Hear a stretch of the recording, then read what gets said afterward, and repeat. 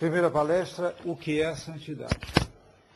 Há um filósofo, que não é, aliás, muito bom, ou melhor, teve uma fase melhor, mas que depois, infelizmente, desandou e acabou influindo muito no Concílio Vaticano II, desviou mesmo. Um filósofo francês chamado Jacques Maritain, mas ele disse uma coisa importante, certamente na fase boa dele. Ele disse o seguinte: o mundo precisa de santos. E só os católicos podem dar santos. Você pode ver em outras religiões pessoas, e até pessoas sem religião, que têm uma retidão. Digamos, uma pessoa que não tem religião, mas que é advogado e que é uma pessoa correta. Ou que é um comerciante e não rouba. Sim, você pode ter. Pessoas protestantes, sei lá, de outras religiões, você encontra isso, sim. Porém, você não encontra um santo fora da religião católica. Porque um santo não é só uma pessoa reta, direita, assim, que tem uma retidão, mas é alguém que se entrega a Nosso Senhor de tal maneira que ele chega à perfeição. E isso você jamais encontrará entre não católicos. Então, continuando, já que Maritain dizia o seguinte, que o mundo precisa de santos. E só os católicos podem dar santos. E se os católicos não darem santos, pior para eles e pior para o mundo, porque o mundo procurará suas consolações no demônio. Isso é algo que hoje se realiza ao pé da letra. Porque os católicos, de modo geral, né, a gente não vai negar que haja aqui e ali, mas de modo geral, por causa desse espírito liberal que invadiu a Igreja Católica, particularmente depois do Vaticano II, os católicos não dão santos. Se der pessoas retas, já é uma boa coisa, né? Mas santos não estão dando, porque são liberais. E como dizia um outro autor, chamado Henri Guéon, também francês, escreveu uns livros até interessantes sobre a vida do cura d'Ars, assim, bem interessante. Ele dizia o seguinte: um santo nunca é um liberal. Um santo nunca é um liberal.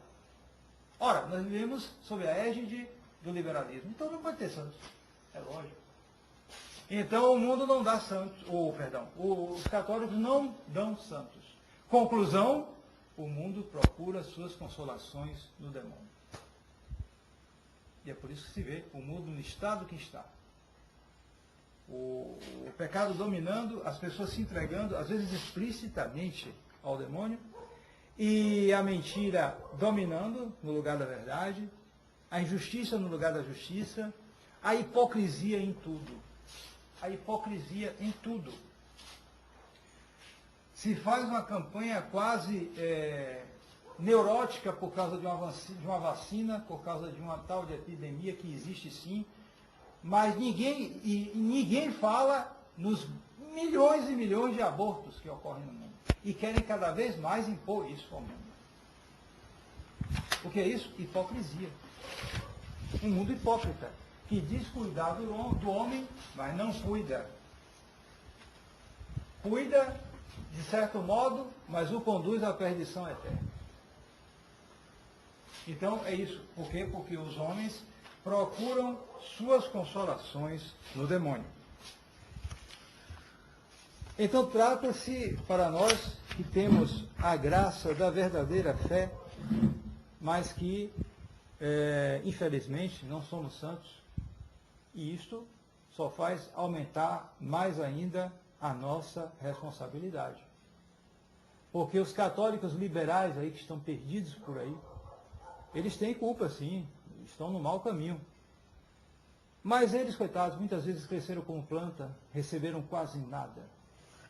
E, portanto, o nosso Senhor certamente, penso que levará em conta essa ignorância, toda essa falta de formação que eles tiveram. Porém, não é assim, não será assim conosco. Porque nosso Senhor disse que aquele que mais recebeu, daquele que mais recebeu, mais será cobrado. E nós recebemos muitíssimo.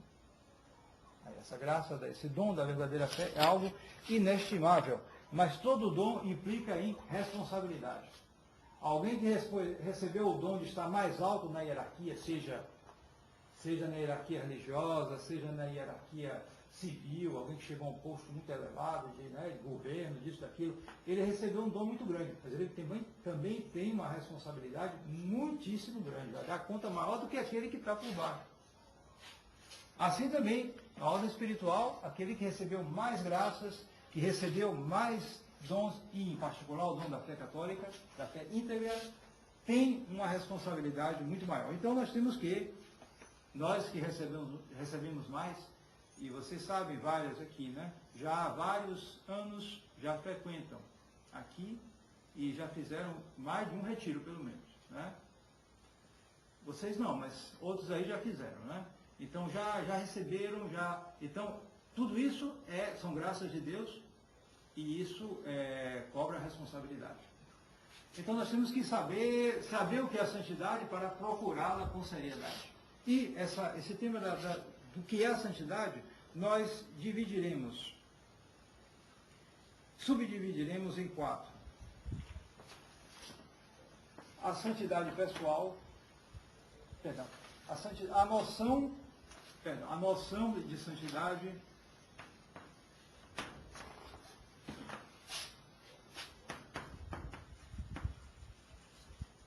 no Antigo Testamento, até aqui, e Novo Testamento. Depois, a santidade pessoal.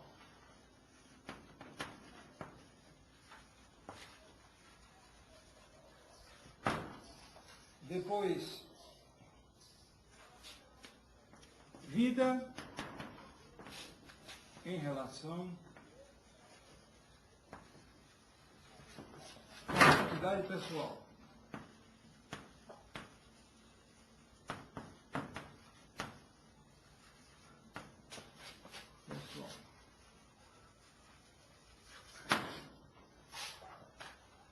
E quarto, santidade e verdadeira igreja.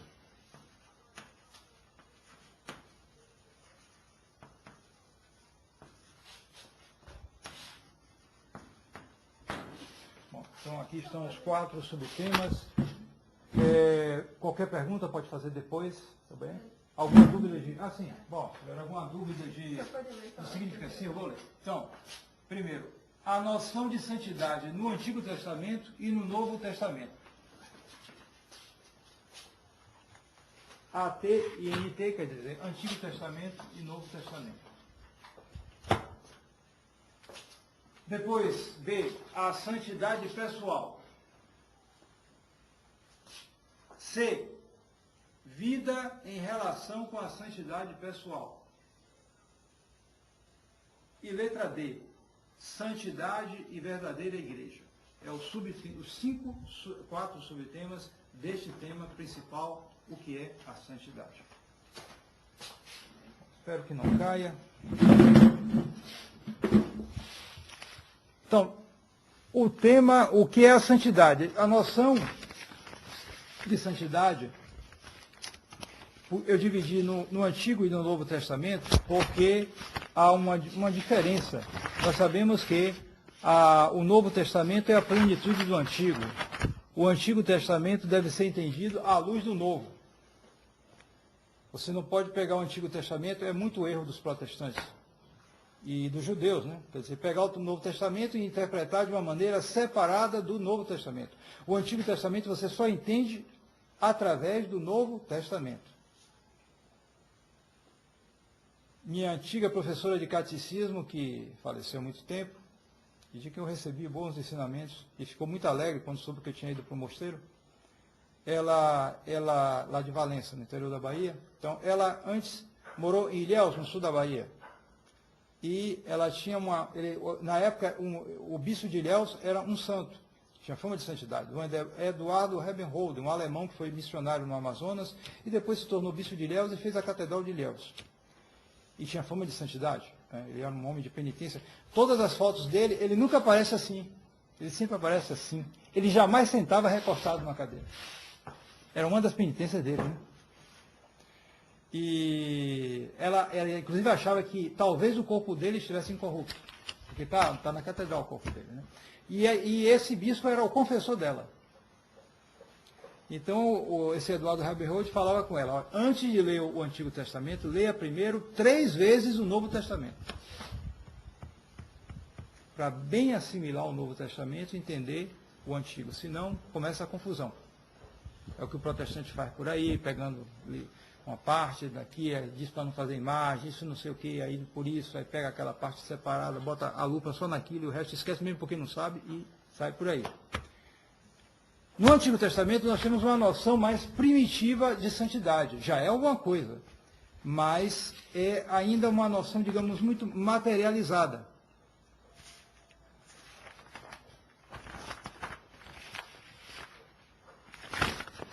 Etimologicamente, o que é etimologicamente? Essa palavra grande, meio complicada. Quer dizer o significado da palavra. Então, santidade, na língua hebraica, quer dizer Kodesh. No grego, quer dizer Hagios.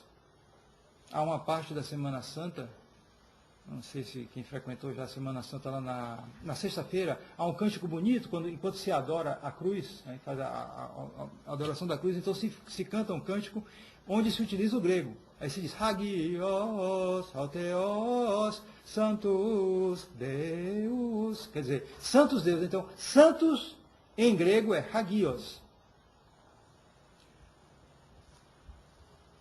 Então, o que significam essas palavras? Kodesh quer dizer, vem de uma raiz que significa separado. E Hagios, não sei hebraico, mas vou dizer um pouquinho, então, Hagios vem de uma raiz, né? De uma palavra, Hagios, que vem de uma palavra, essa palavra aqui, que quer dizer G. G quer dizer o quê? Terra. Certo? Daí geocentrismo, geologia, discurso da Terra. Então, quando você tem esse A aqui, A quer dizer negação. Então, não terra. Mas terra aí se aplica não só para a terra, mas para a sujeira, o que é impuro. Então, sem terra, sem sujeira, puro. Correto? Então, a raiz da palavra Hagios em grego, como também a palavra hebraica, Kodesh, dá uma noção, a primeira noção, uma noção negativa da palavra santidade. Na santidade você tem um elemento negativo e um elemento positivo. O elemento positivo é sempre o mais importante, mas no caso da significação da palavra, eles usam primeiro o elemento negativo. Então, santo é aquele que é separado. Santo é aquele que é puro. E tudo isso se aplica primeiro a Deus. Porque Deus é separado do mundo. A noção do Antigo Testamento tinha muito isso. Deus é separado dos pecadores. E Deus é puro, puro da sujeira que há no mundo. Do pecado que há no mundo. Então os hebreus tinham isso muito claro. Essa noção de santidade, essa noção, sobretudo, negativa. Né? Por isso, eles associavam tudo que era do culto de Deus com a santidade. Aliás, nós católicos fazemos algo parecido, sim. Mas eles davam importância muito grande a isso. A tônica dos judeus era, sobretudo, esse aspecto material da santidade, esse aspecto externo da santidade, não tanto o aspecto interno da santidade. Entendem? Essa é a diferença principal da noção do Antigo e do Novo Testamento relativa à santidade. Então, os judeus não tinham, como os católicos, igrejas em todos os lugares. Igreja ali, né? Onde nosso Senhor está. Eles tinham um templo só um templo, em Jerusalém. Que eles até hoje querem fanaticamente reconstruir. Mas é difícil porque tem 2 mesquitas em cima. Aí fica difícil. Se eles atacarem, vai ser uma guerra geral. Então fica aquela briga, mas eles querem. Então, o templo de Jerusalém era o único templo do judeu. Eles não tinham igrejas. Ah, e a sinagoga? A sinagoga era um lugar de reunião. Não é um lugar de culto. É diferente, não é uma igreja. Certo? Depois.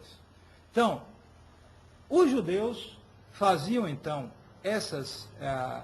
o seu culto somente no templo de Jerusalém. Aí vocês podem perguntar, mas tinha judeu em tudo quanto é parte do mundo? Como é que resolvia? Todo judeu tinha entre as obrigações dele uma visita, pelo menos uma visita no ano, me parece, ou pelo menos uma visita na vida a Jerusalém.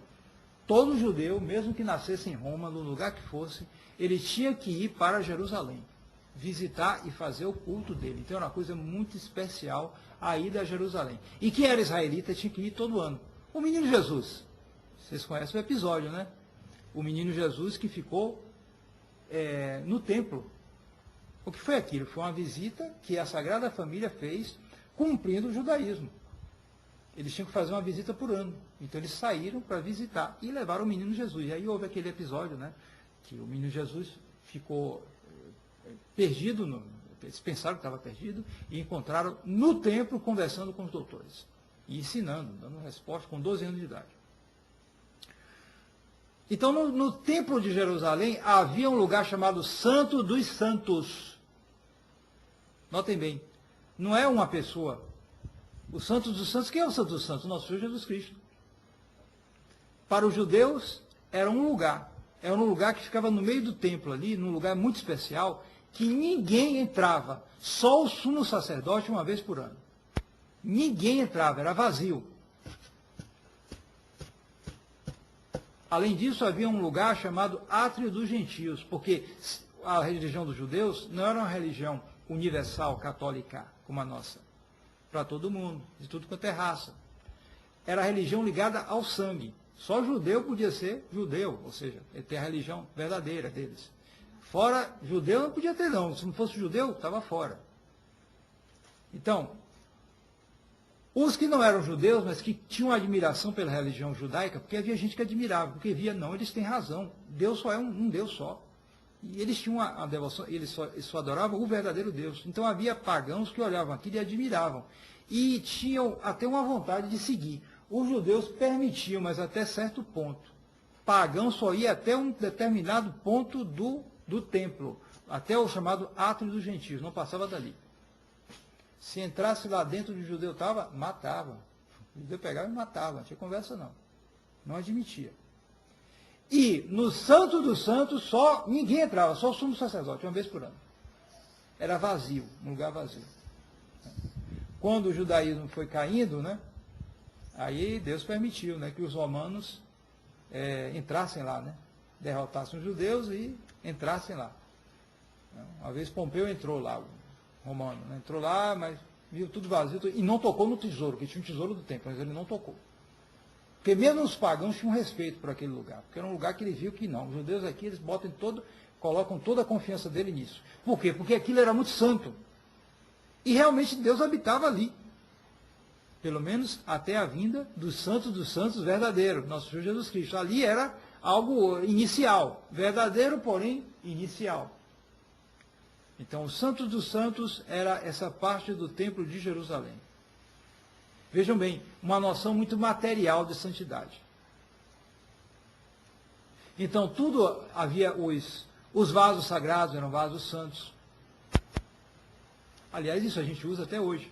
Nós usamos, nós herdamos isso dos judeus, só que nós elevamos isso. Por quê? E aí nós passamos para a noção no Novo Testamento.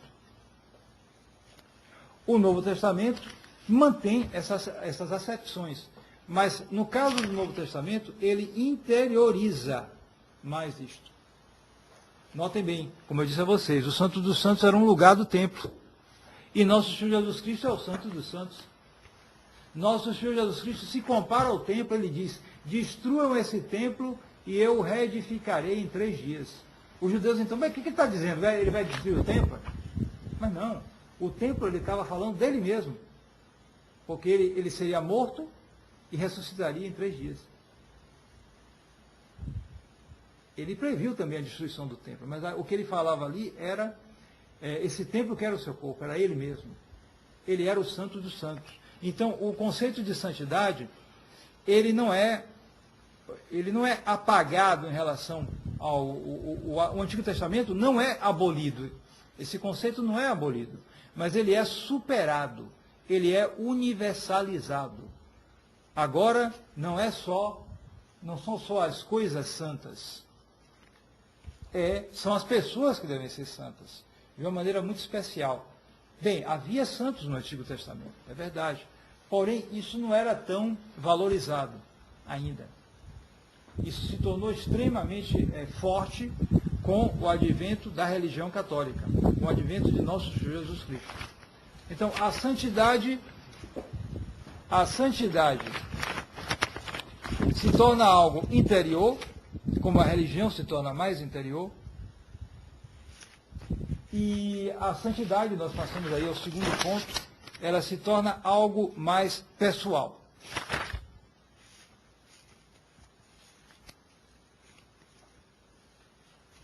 Santidade das pessoas.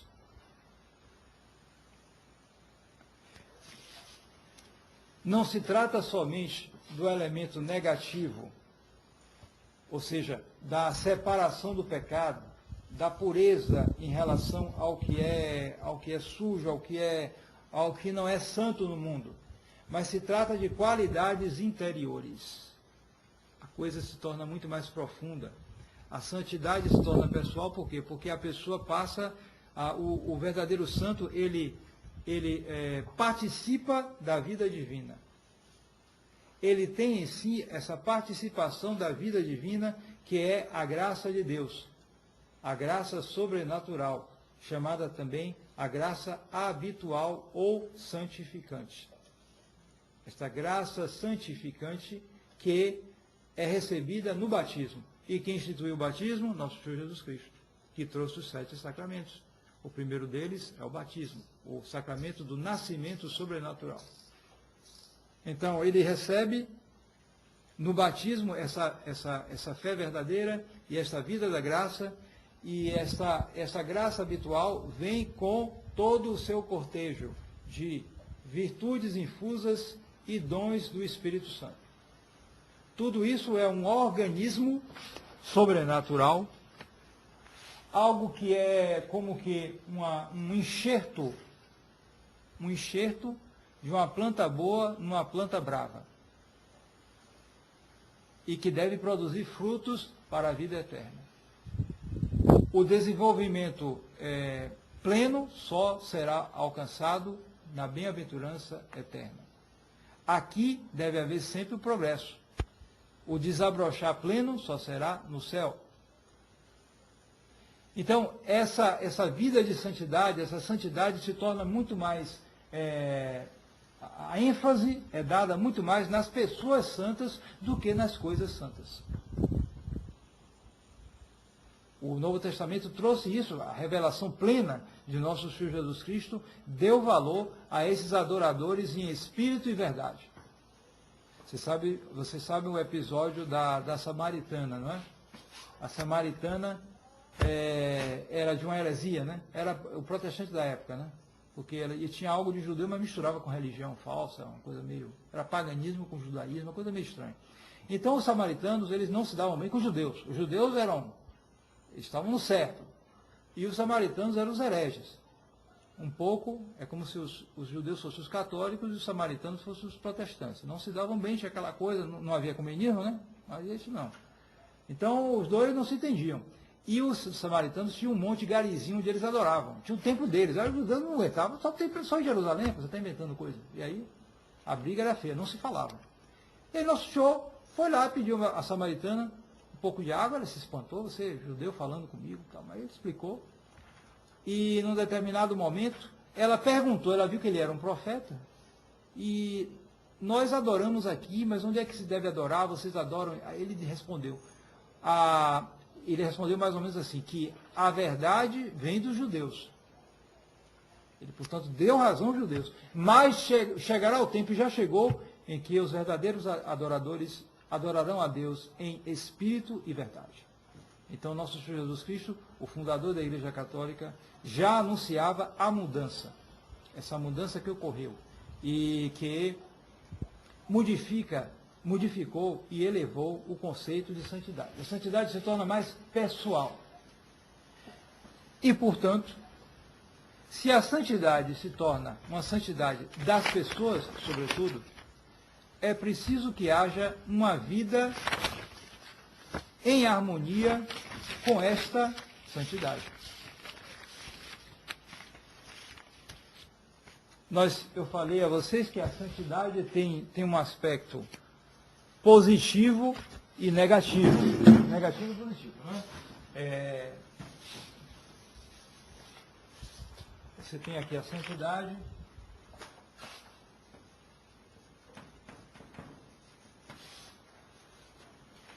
E você tem, negativamente falando,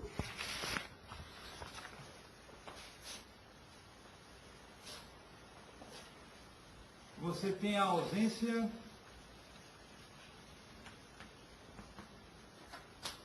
de pecado. E você tem positivamente a graça de Deus.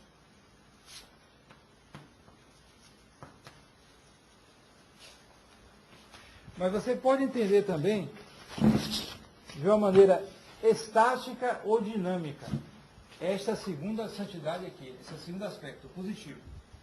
Você tem as virtudes, os dons e a graça de Deus, as virtudes e os dons, o aspecto estático da santidade.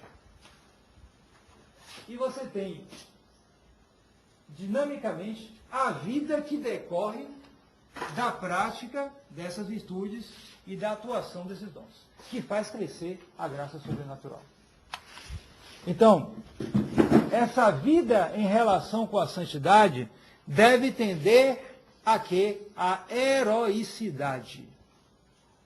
Isso é muito importante, porque nós vivemos na época de quê? Dos super-heróis. Não é verdade? Depois eu vou falar a vocês algumas coisas que vocês não sabem sobre os super-heróis. Eu vou falar de super-herói aqui também. Tem que falar, porque eles são os anti-santos. Entendeu? Você enche de cabeça disso. Enche a cabeça do menino de super-herói para ele não crer nos santos. Depois eu vou explicar um pouquinho. Mas, enfim. Essa vida de relação com a santidade deve ser uma vida de heroicidade. O mundo pede santos, portanto ele pede heróis. Mas o que é um herói? É aquele que abre a camisa e sai dando murro para tudo quanto é lado, sai de baixo? Não, é piada. Se vê na televisão, se perde tempo na telinha, sei lá o quê. Não, o herói, você tem que entender no sentido católico da palavra. Quando? Pelo menos até alguns anos atrás, porque depois do Vaticano II se modificou também o processo de canonização, de beatificação dos santos, é um escândalo. Essas canonizações e beatificações são muito duvidosas, muitas vezes inválidas, infelizmente, mas bem, não é esse o tema que eu vou falar, né? Mas é verdade, sim, infelizmente. Mas, nos processos antigos de canonização e beatificação, sempre se levava em conta isso.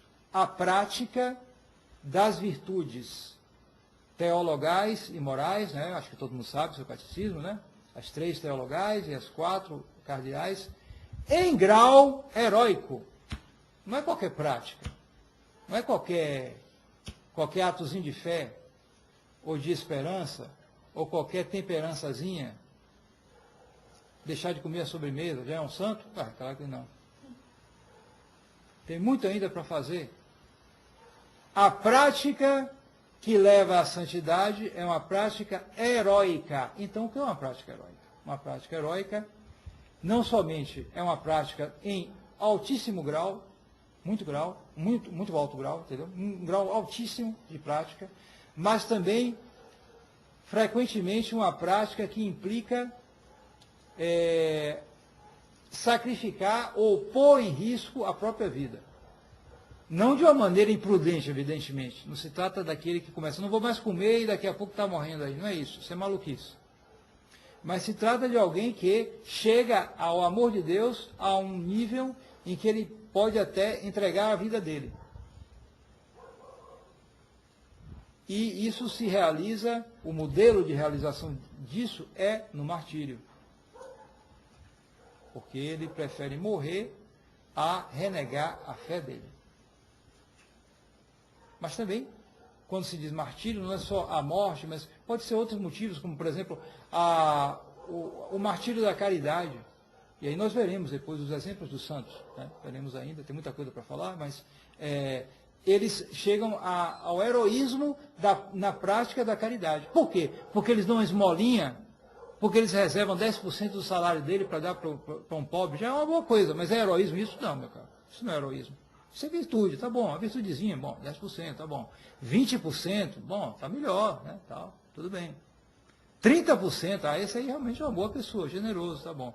Mas não é herói ainda não, falta ainda. O que é que falta? Bom, aí a gente tem que olhar a vida dos santos, né?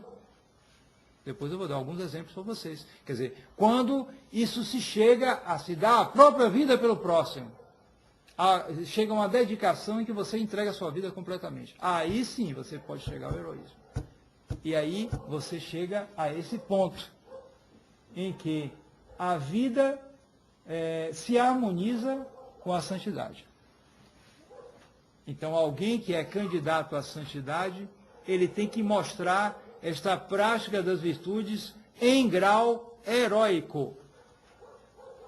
Há um episódio verdadeiro de um protestante chamado Eurípides Cardoso Menezes, nos velhos tempos, já deve ter morrido, que se converteu ao catolicismo. Nos tempos em que o catolicismo mostrava realmente coisas sérias, foi antes do Vaticano II. Então, esse Eurípides Cardoso Menezes era um protestante, né, ele estava se convertendo, ele estava, né, abrindo os olhos para a fé católica. E uma das coisas que mais o impressionaram, depois ele contou, foi que ele, por uma ocasião, ele estava em Roma, e ele tomou contato, não sei como, com um processo de beatificação, naqueles tempos. Ele teve acesso à lei, à vida do candidato à beatificação. Então ele leu e ficou impressionado. Esse homem aqui é extraordinário. Né?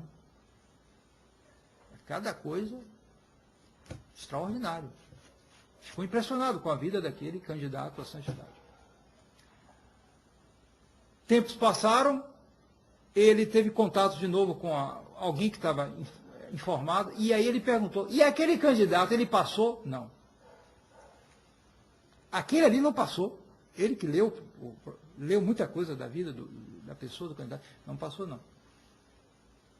E ele, então, ficou com a impressão muito grande da seriedade dos antigos processos de beatificação e canonização. Não bastava ser pessoas virtuosas, e mesmo muito virtuosas. Era preciso a prática realmente heróica de todas as virtudes, não é só de uma não. Atenção. O sujeito tem uma caridade heróica, mas ele não tem uma temperança tão heróica assim. Bom, ele não é um beberrão, um drogado, sei lá o quê, um guloso. Mas ele gostava, né? Um pouquinho assim, comia mais do que a média, etc. Mas é um sujeito muito caridoso, etc. Tá bom, eu espero, ele está no céu, certamente, uma pessoa boa, tudo, mas santo, não. Então, a santidade, ela deve ser olhada também sob esse ângulo. Porque se essa prática, se a vida da graça deve crescer incessantemente, então a vida tenderá a ser heróica. Heróica, não de uma virtude comum, a virtude daqueles que são pessoas que, católicos, que se salvam, que tem vários exemplos, bons pais e mães de família, certo, porém, não são santos. Então, muito cuidado com essa mentalidade relaxada dos nossos tempos de hoje, que basta ver um sujeito com certas qualidades e já é um santo. Sem falar nos sermões de defunto, que canoniza para essa pessoa, que ninguém vai rezar por ele, porque fulano era um santo, está no céu, não sei o que, o pai o recebeu, etc. Deus tem a pena. Porque ele fazia muita caridade. Porque ele ajudou, ele deu 10 mil reais para alguém que estava em dificuldade. Tá bom, tudo bem, foi uma boa ação. Mas isso não é santidade, não. Entendeu? E hoje, com o relaxamento ambiente, as pessoas, qualquer coisa, é um santo, descansou, está com o pai, etc. Essa maneira meio, né, liberal hoje, que se vive o catolicismo. Então, a vida em relação com a santidade deve ser uma vida de heroicidade. Deus quer santos, o mundo espera santos e, portanto, o mundo espera por heróis, verdadeiros heróis. Porque se os católicos não derem os heróis, eles vão atrás dos super-heróis. Correto? Finalmente, nós temos o quarto ponto, que é a santidade e a verdadeira igreja. O fundamental disso é o que eu disse para vocês no começo. Só a igreja pode dar santos. Só a igreja católica pode dar santos. Fora da igreja católica você pode conhecer pessoas com virtudes naturais, talvez até em alguns de boa fé, virtudes sobrenaturais, pessoas que, por exemplo, um protestante que foi batizado. Bom, ele foi batizado, ele recebeu a graça de Deus. Bom, se o batismo foi válido, está na graça de Deus. Até que ponto ele percebeu, não percebeu, é difícil. No entanto, ele não será jamais santo, isso aí é tranquilo. Não existe santidade fora da igreja. E se existe alguns que se salvam aparentemente fora do corpo da igreja, mas eles estão na alma da igreja. Eles se salvam aparentemente fora, mas eles estão na igreja, na alma da igreja católica. Porém, santidade, impossível. Impossível. Então é preciso entender isso, que a santidade só está na verdadeira igreja, a heroicidade das virtudes. Porém, virtudes, no sentido amplo da palavra, se encontra sim. Se encontrava até nos pagãos, porém virtudes naturais, não sobrenaturais. Se conta, por exemplo, inclusive a virtude era muito valorizada entre certos povos pagãos. Só que essa virtude era uma virtude geral ligada à guerra, ligada à valentia da pessoa, à coragem da pessoa, que enfrentava situações de grande perigo. Se sabe a história de Leônidas e seus companheiros. Não sei se eu já contei em outras ocasiões, acho que eu já contei, mas é um exemplo interessante de valentia, de heroicidade nesse sentido. Leônidas era um guerreiro e tinha alguns com eles, gregos, não eram muitos, algumas centenas. Diante deles existia um contingente imenso de persas. Só que eles iam passar pelo desfiladeiro das Termópilas, me parece, se não estou enganado. Era um desfiladeiro, uma coisa muito estreita, e eles poderiam barrar os persas ali durante algum tempo, para facilitar o exército grego, o resto se abastecer melhor para se preparar para a guerra. Certo? Mas eles iam ser dizimados pelos persas, porque os persas eram muito mais numerosos. Então o rei dos persas chegou para ele e disse, olha, não adianta você brigar com a gente vai perder, a gente vai dar uma surra e você vai matar todo mundo. É melhor você deixar a gente passar. Ele, não, a gente não vai deixar você passar, não. Aí os persas negociando disseram, olha, veja bem, seja racional, razoável. Nós somos muito mais numerosos do que vocês. Se nós lançarmos nossas lanças ao mesmo tempo, o sol vai se cobrir. De tanta lança que eles tinham, né? Uma quantidade imensa. Aí o Leônidas, não tem problema, melhor, a gente luta na sombra. Então, o homem era corajoso mesmo. O homem era macho mesmo, diz o povo, né?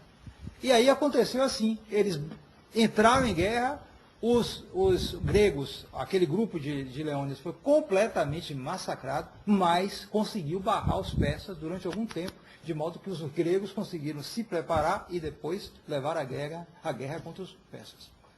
E depois, então, os gregos fizeram um monumento a Leônidas, dizendo, ó, grego, você que para aqui, olha aqui, esse homem aqui foi um herói, ajudou você, tal, tal. Pagãos. Gente, será que a gente tinha coragem disso? Pois é. Nós com a fé católica, com isso, com aquilo, as virtudes, tudo, fica frouxo na hora. E eles tiveram essa coragem.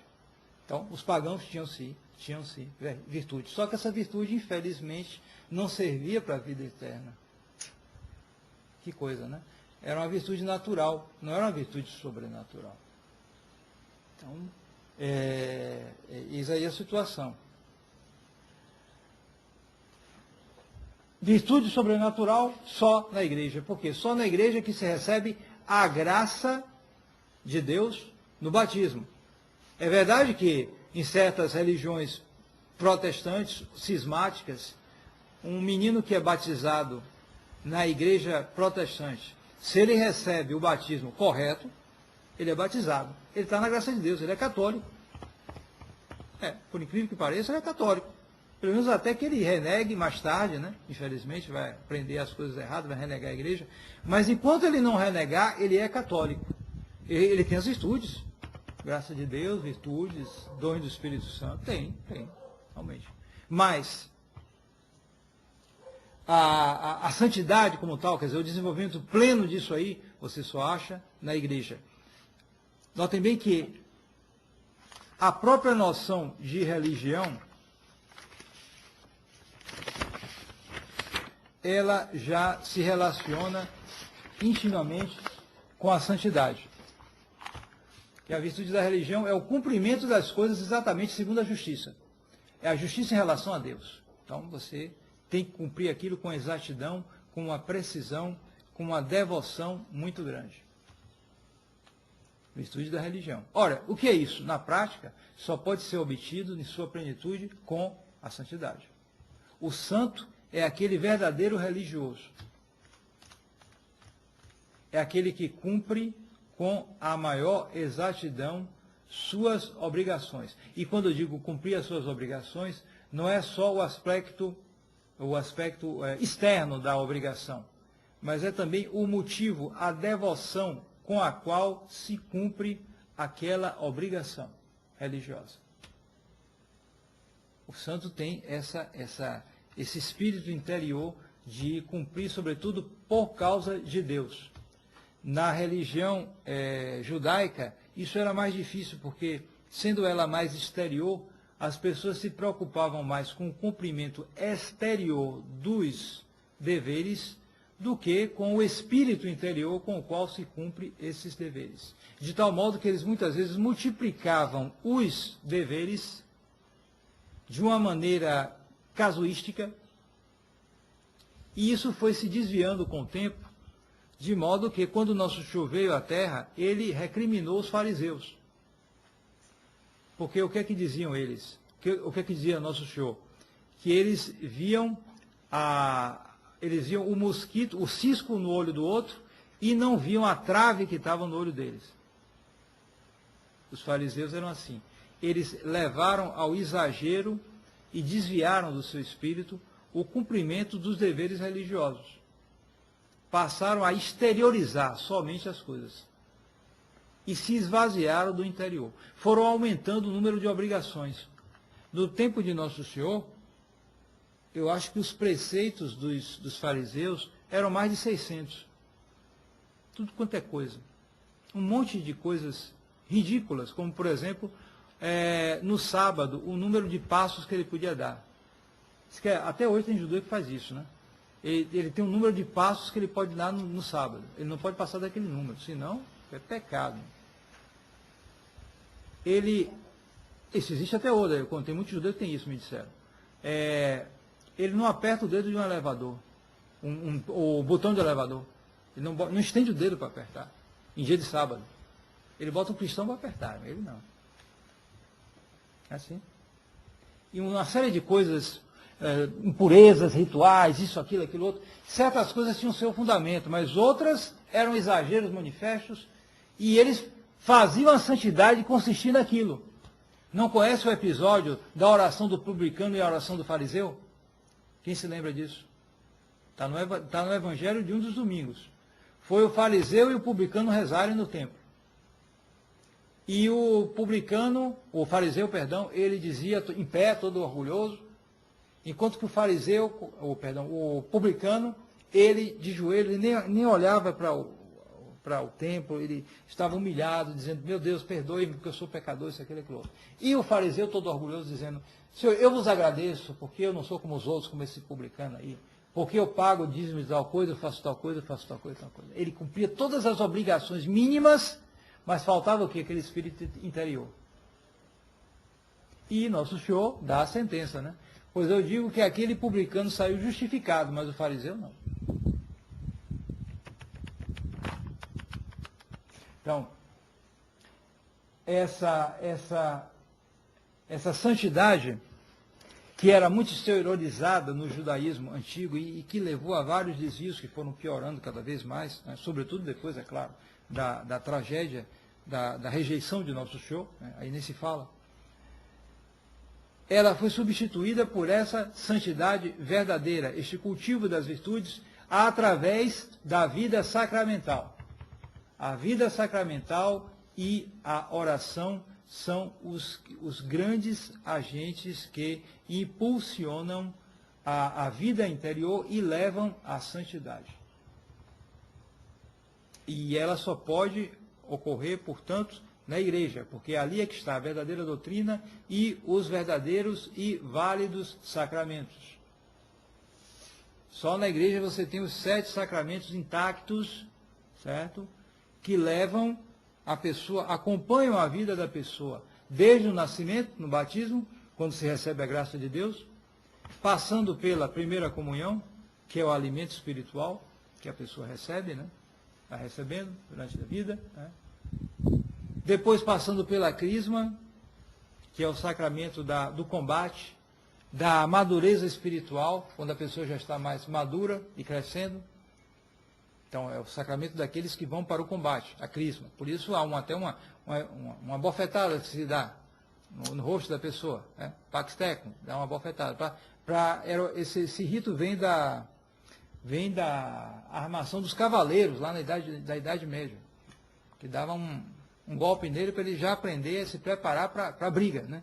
Então, assim também, nós devemos ser cavaleiros de Cristo, aqueles que vão enfrentar o mundo, vão levar o desafio da santificação no mundo. Então, nós nos preparamos com os sacramentos da crisma. Depois, vão se santificar as nossas funções, as nossas atividades no mundo, a depender do nosso estado de vida, né? Então, se alguém escolhe o estado menos elevado, mas que pode ser também um caminho de santidade, do matrimônio, o matrimônio é também um sacramento. A santidade não é só para aqueles que vão ser padres ou religiosos, não. Uma pessoa que se consagra religioso, uma religiosa ou religioso, não tem sacramento para a vida religiosa. Curioso, né? Não tem. A pessoa que faz votos de castidade, obediência, pobreza, ele não faz um sacramento, não é um sacramento. Mas o que se casa, recebe um sacramento. E, no entanto, a vida religiosa é superior à vida do casado. No entanto, nosso Senhor criou um sacramento para a vida do casado, mostrando assim que o casado tem muita necessidade de graças de Deus, né? Criou um sacramento para isso. Se ele é destinado por Deus para, no caso, um homem, para uma função bem mais elevada e de bem maior responsabilidade, como é o sacerdócio, então ele vai receber o sacramento da ordem. Se ele, por acaso, coitado, todos, né, caírem em pecado, nosso Senhor criou a cura, o sacramento da confissão, que todos devem recorrer, acho que muitos aí recorreram, né? Anteontem ou ontem, né? Recorreram a esse sacramento. É algo que nós precisamos. É a cura para as quedas, as possíveis quedas. E, finalmente, quando chega a hora da morte, meu Deus, o que é que eu faço agora? Vai morrer. Então, para terminar bem a vida, o sacramento da extrema unção. Então, vejam que nosso Senhor Jesus Cristo deixou tudo marcado, tudo bem encaminhado, em vista da nossa santificação, a santificação de nossa alma. Mas isso, bem como a condução da alma, tudo isso só encontra na sua integralidade na Igreja Católica. É por isso que não há santos nas outras religiões. Nós temos, às vezes, como eu disse, certas virtudes e também muita coisa que parece que é, mas não é.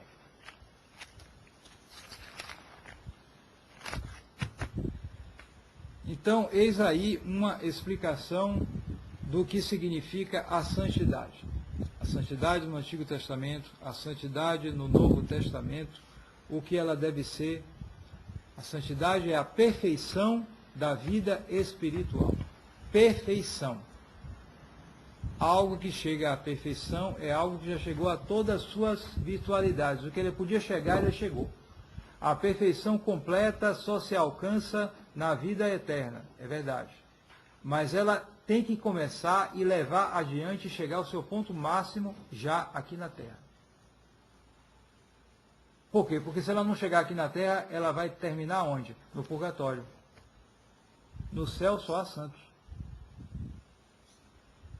Então, se não terminar aqui, tem que terminar no purgatório.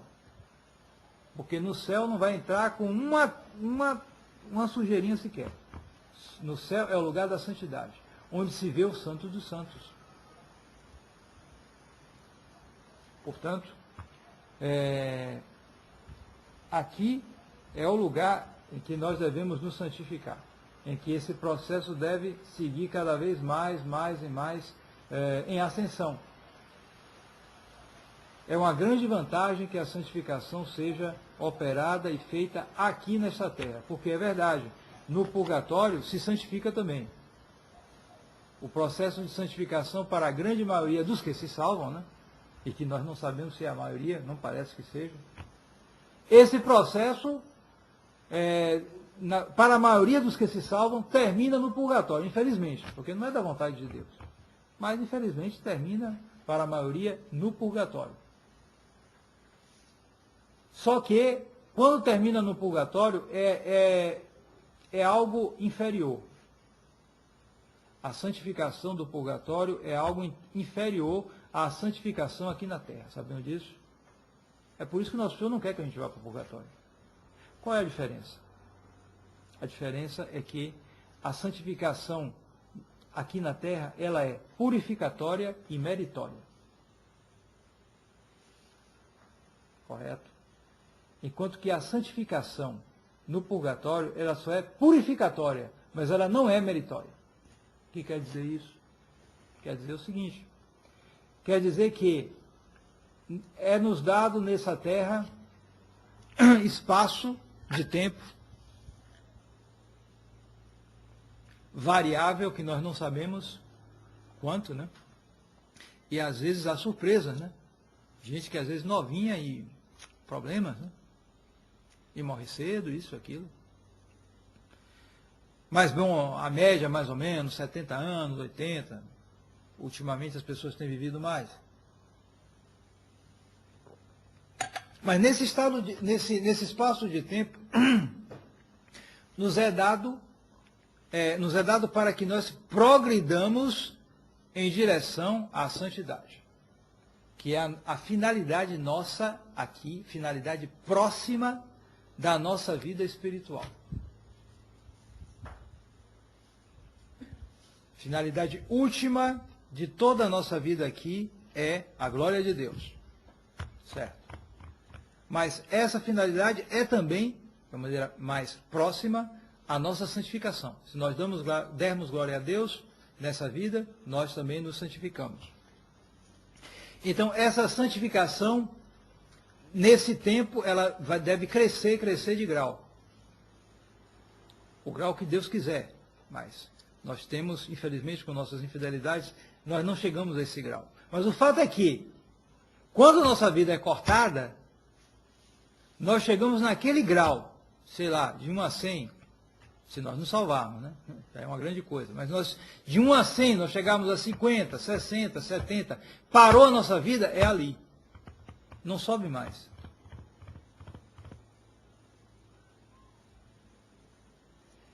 Então, aqui nessa vida, nós podemos trabalhar para crescer cada vez mais. Nossa santidade pode subir até 100, digamos assim. Mas no purgatório, você entra no purgatório com aquilo que você parou. digamos, 60. Você chegou a 60, digamos. Aí você vai passar 10 anos no purgatório, que vai ser como 100 anos, ou muito mais. Porque você sabe que no purgatório a pessoa perde a noção do tempo devido à intensidade do sofrimento e ela julga que ela passa muito mais tempo do que ela realmente passa. Isso é algo que é atestado por revelações privadas de pessoas que passaram no purgatório e se comunicaram, elas dizem isso, né? Elas pensam que já passou 100 mil anos, sei lá. Não passou, mas por causa do sofrimento. E a gente entende um pouquinho isso. Porque quando a gente passa momentos de sofrimento, parece que é uma vida aquilo ali. Quando é que isso vai acabar? Isso dá uma noção. Então, quando a pessoa passa ali, então vai ficar ali 10 anos no purgatório. Aí você pensa, mas agora de 60 eu vou para 100. Não. Você parou em 60 e não vai mais passar de 60. Acabou. O que você vai passar 10 anos é purificando os seus pecados veniais, pecados mortais perdoados, mas que a dívida resta, né? Porque isso é importante, né? A pessoa pensa, às vezes, vai para o confessionário, não mentir nada para o padre, estou livre. Está livre de quê? Você está livre do pecado mortal. Tá bom, você não vai mais para o inferno se você morrer ali, porque você confessou sinceramente e recebeu a absolvição. Mas você tem muita dívida para pagar ainda. Muita lenha para queimar no purgatório. Então, se você que não quer que queime no purgatório, vá se santificando aqui no mundo. Porque aqui não só você pode purificar, mas pode crescer. Isso é um lucro. As pessoas antes tinham essa noção do lucro que é essa vida, lucro espiritual, entendeu? Hoje só se fala de lucro na Bolsa de Valores, no juro que vai ganhar disso daquilo, porque o mundo é materialista, né? Você fala de lucro, você já pensa nisso aqui. Mas o lucro principal é o lucro espiritual. O mérito é uma espécie de lucro espiritual. A pessoa pode crescer, ter méritos e obter, assim, um nível maior de santificação. Mas isso só se dá aqui na Terra. Depois, na eternidade, a coisa é estática. Você parou ali, você vai purificar. Vai purificar 10 anos aí de sofrimento no fogo, viu? Porque tem fogo no purgatório, entendeu? Purgatório não é só lugar, eu não vejo Deus, que pena. Não, esse de fato é o maior sofrimento do purgatório. Mas a gente não se dá conta aqui, a pena do dano, né? Mas a pena dos sentidos existe também, e é uma pena de fogo. Pelo menos, segundo revelações privadas, nos 2 graus mais baixos do purgatório. Porque dizem que no terceiro mais alto não tem fogo. Dizem isso. É só para pessoas bem virtuosas, né? Enfim. O fato é que aqui nós podemos crescer. Aqui nós podemos fazer plenamente a vontade de Deus. E no purgatório não. Não resta mais, só resta agora purificar. Tá bom, você se salvou, minha filha, mas você vai passar anos aí queimando, e não vai ganhar mérito nenhum com isso. Então aproveitemos essa vida aqui para nos santificarmos. Amanhã, então, nós passaremos para o segundo ponto dessas palestras. Nós vamos abordar especialmente o culto dos santos. Nós vimos o que é a santidade hoje e vamos amanhã falar sobre, propriamente falando, o culto dos santos.